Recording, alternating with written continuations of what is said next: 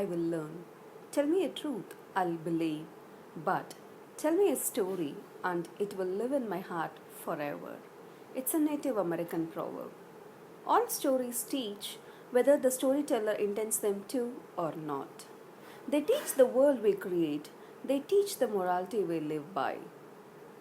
Let me start today's session with a beautiful story.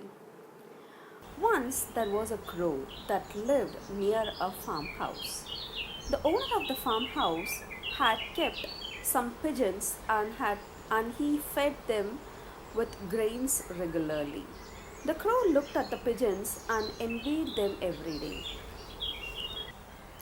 Deciding to share the feed, the crow painted his body like that of pigeons and joined the pigeons as one of them. Thus, he was able to enjoy the feed daily. The pigeons never suspected anything foul. But one day, after the feed, the crow couldn't control himself and started crying. The pigeons came to know that he was not one of them. They pecked at his body so mercilessly that he started bleeding. The crow flew away to save his life and went straight to his own rhythm, the crows. But because of his painted body, they refused to accept him. So he was forced to flee in order to save himself and became a homeless wanderer. So, don't pose what you're not. Stories tell us that nature will shine through no matter what package you put in. There is no point in pretending to be something you are not because the truth will eventually come out, either by accident or by force. The ass in the lion's skin, the catch in the birds, the jackdaw on the doves, the ass in the grasshopper. I hope you all know these stories very well, and these tell us that when you try to be someone you are not, when you disguise yourself, it puts a great deal of burden on you to match the new role. It distances you from the real you, the original you, making you restless and fickle. You now have to act the role. It introduces you a whole lot of complications in your inner and outer world. Have you ever found yourself pretending to be someone you're not in front of someone you wanted to impress or only to have it backfire you in the end? Often we pretend to be someone we are not, around people whose approval we crave or instead of being authentic. We may stifle our true feelings and not express ourselves fully in order to gain love, respect, or acceptance from friends, family, colleagues, or clients, and sometimes even total strangers. If you are living in this moment, you would know if you are pretending or being yourself. Act your role without it taking you over. You can be wherever you need to be at that time you are there. But for now, be here in this moment now. A disguise, however perfect, is a disguise after all. Let's learn some new words related to pretend to be someone else. The first word is pose as. It means to pretend to be a particular person or type of person in order to trick people. Our second word is mimic. Mimic means to copy someone's voice, behavior, or appearance, especially in order to make people laugh or to make someone feel annoyed or embarrassed. Next word is impersonate. It means to pretend to be someone else by copying the way they look, they speak, or they behave in order to trick people. Next word is parody. It means to copy someone or something in a way that makes people laugh. Next is masquerade. To pretend to be someone or something that you are not. Our last word is imitate. It means to copy someone's actions, words, or behavior, often in order to make people laugh. Hope you all learnt new words today, and let's proceed with our lesson today, the hack driver. The narrator was a junior assistant clerk in a law firm.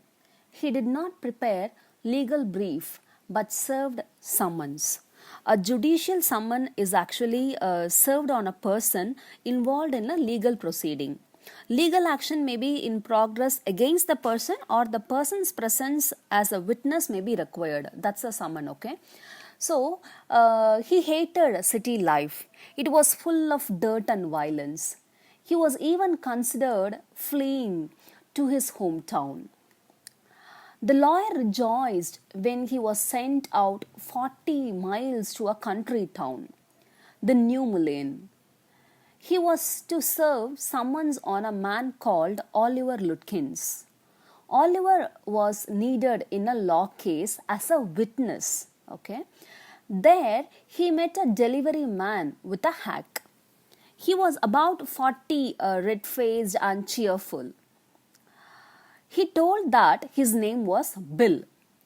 The lawyer told that he had come there to serve summons on a man named Oliver Lutkins. Bill told that he had seen him an hour ago. The narrator hired the hack at a rate of $2 an hour. Bill first took the lawyer, the narrator, to Fritz's place. Fritz told them that Oliver Lutkins was there a little while ago. Perhaps he had gone to Gustav's barber shop. They drove to the barber shop. The barber said angrily that he had not seen Lutkins at all. Then they came to the pool room. There they were told that Lutkins had just bought a pack of cigarettes and gone out. The lawyer was impressed with Bill's cooperation and help. Then Bill drove to the mother's farm. Again, they asked the same question about Oliver. She shouted that she didn't know anything about Oliver. Bill pressed her to tell Oliver's whereabouts. He wanted to search the house. She seized an iron bar from the stove and marched on them shouting. She warned if they dared to search her house, she would burn them. Bill asked the lawyer to get out of there, as Oliver's mother would murder them. The narrator couldn't trace Oliver Lutkins. He returned disappointed. When he reached his office, the thief was furious and scolded him for his failure. He was ordered back to Milan. He was sent with a man who could recognize Oliver Lutkins, as he had worked with him.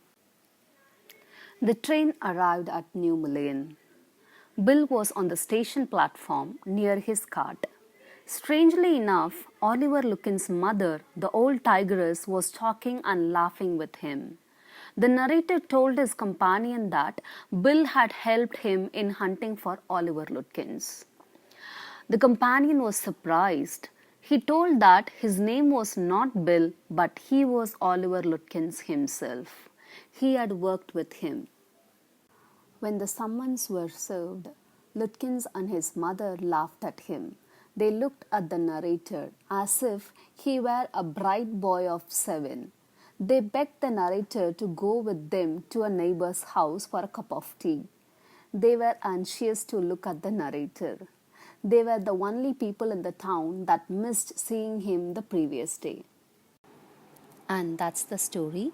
This story is all about a very cunning manipulator, Bill. It shows that appearances are often deceptive. We can see that from Bill, who was Oliver Lutkins himself, made a plan to befool the narrator in a friendly but subtle way. Bill manipulated the tour, taking the lawyer around the village. He arranged meetings with Fritz, Gustav's shop owner, a barber, etc. Then Bill took him to Oliver's mother, who was a terrible, huge woman who threatened to beat him. At last, he returned disappointed. He could not trace Oliver Lutkins. His boss rebuffed him badly and asked him to go back to Mullen with a person who knew Lutkins.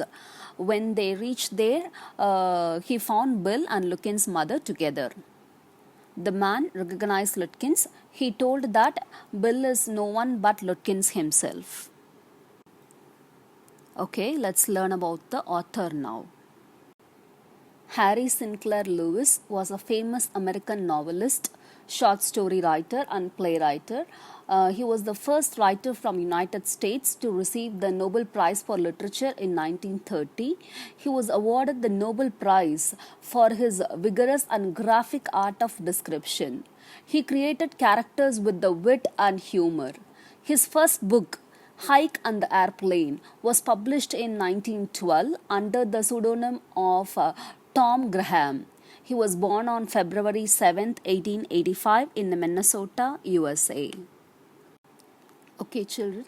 Now, tell me, do we come across persons like Lutkins only in fiction or do we encounter them in real life as well?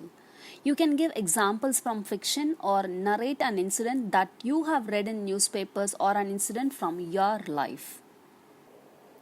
Upload your answers in Mahatma Ela. Thank you.